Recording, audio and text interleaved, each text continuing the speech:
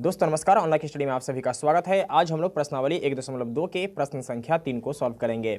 अगर आपको ये वीडियो अच्छा लगे तो एक लाइक कर दीजिएगा और चैनल पर नए हैं तो चैनल को सब्सक्राइब करके बेल आइकन को प्रेस करके ऑल पे क्लिक कर लीजिएगा, जिससे हर आने वाले वीडियो का नोटिफिकेशन आपको समय समय पर मिलती रहेगी। तो आइए वीडियो शुरू करते हैं। प्रश्न संख्या 3 है, अभाज्य गुणनखंड विधि द्वारा निम्नलिखित पूर्णांकों के HCF और LCM ज्ञात कीजिए। यहाँ हमारे पास 3 प्रश्न हैं।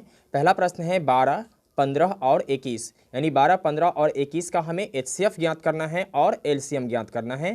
ठीक है, तो आइए शुरू करते हैं। पहला प्रश्न है 12, 15 और 21। ठीक है, तो इसके लिए हमें क्या करना है कि 12 का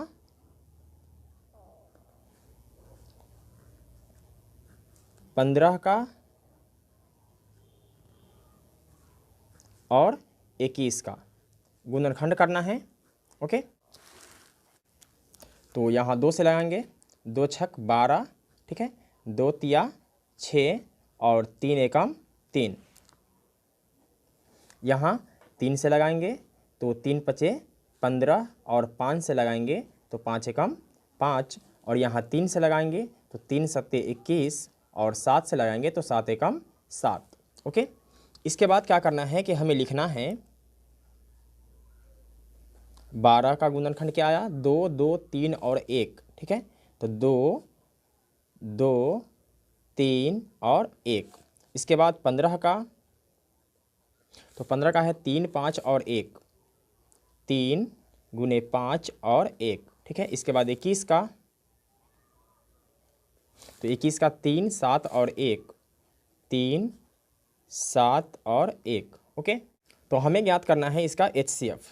इसलिए HCF बराबर क्या होता है कि जो तीनों में मिलता है ना, उसी को हम क्या कहते हैं, HCF कहते हैं। तो यहाँ तीनों में क्या मिल रहा है, ठीक है, ये 3 जो है ये इसमें भी है, इसमें भी है और इसमें भी है। ठीक है, तो HCF क्या हो जाएगा 3, और एक और भी संख्या है, क्या है, 1 है जो तीनों में मिल रहा है, इसलिए 3 गुने 1 बराबर क्या हो जाएगा 3। एक आंसर तो मेरे पास A हो जाएगा। इसके बाद आगे बढ़ेंगे और LCM ज्ञात करेंगे।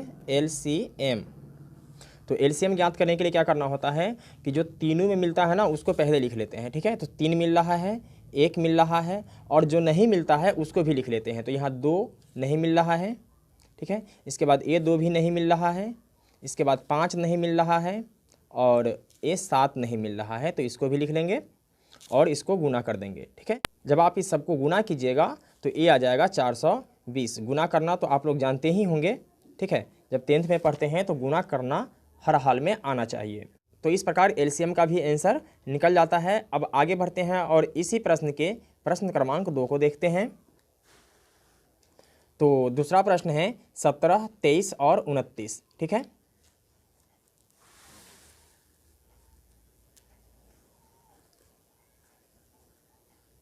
दूसरा प्रश्न है 17, 23 और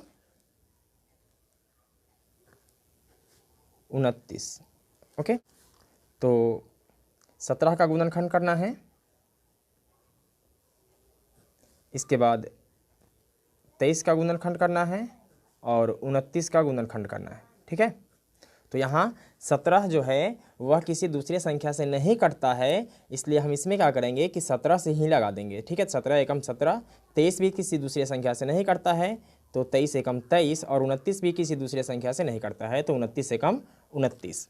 ठीक है, इसके बाद क्या करना है कि 17 बराबर लिख देना है 17 गुने 1, 23 का लिखना है 23 गुने 1, और 29 का लिखना है 29 गुने 1। इसके बाद हमें निकालना है HCF। क्या निकालना है, HCF। तो जो तीनों में मिलता है वही इसका क्या होता है, HCF होता है। तो तीनों में क्या मिल रहा है, 1 मिल रहा है, तो HCF हो जाएगा 1 आंसर। ठीक है, इसके बाद LCM निकालना है, तो LCM बराबर क्या होता है कि जो तीनों में मिलता है उसको लिख लेते हैं। ठीक है, इसके बाद जो नहीं मिलता है उसको भी लिख लेते हैं। तो 17 नहीं मिल रहा है तो 17 लिखेंगे, 23 नहीं मिल रहा है 23 लिखेंगे, और 29 नहीं मिल रहा है तो 29 लिखेंगे, और इस सब को गुना कर देंगे। जब आप इस सब को गुना कीजिएगा तो ये आ जाएगा 11,339, यही मेरा आंसर हो जाएगा। तो आप लोग गुना करना तो जानते ही होंगे। अब आगे बढ़ते हैं और इसी प्रश्न के भाग संख्या 3 को देखते हैं।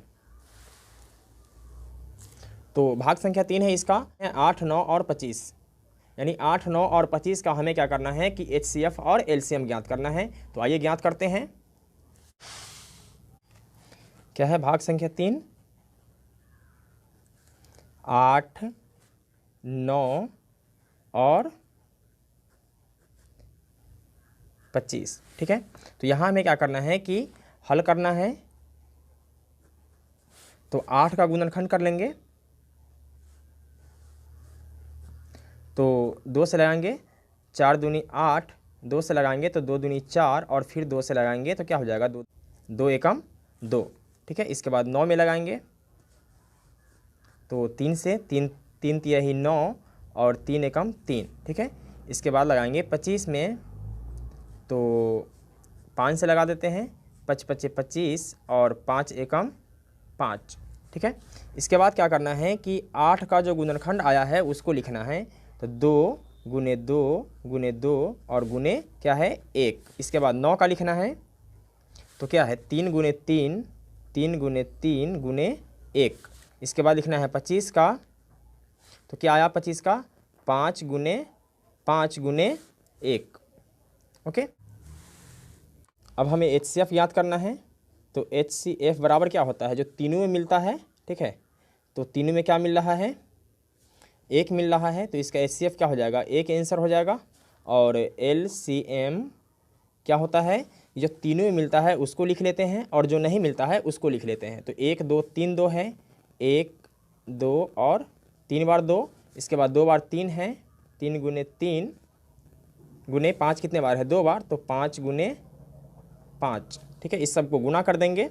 जब इस सब को गुना कीजिएगा तो कितना आ जाएगा 1800। ओके, यही मेरा क्या हो जाएगा, आंसर हो जाएगा। तो दोस्तों मैं उम्मीद करता हूँ कि आपको ये वीडियो समझ में आ गया होगा। फिर मिलते हैं एक और वीडियो में, तब तक के लिए जय हिंद।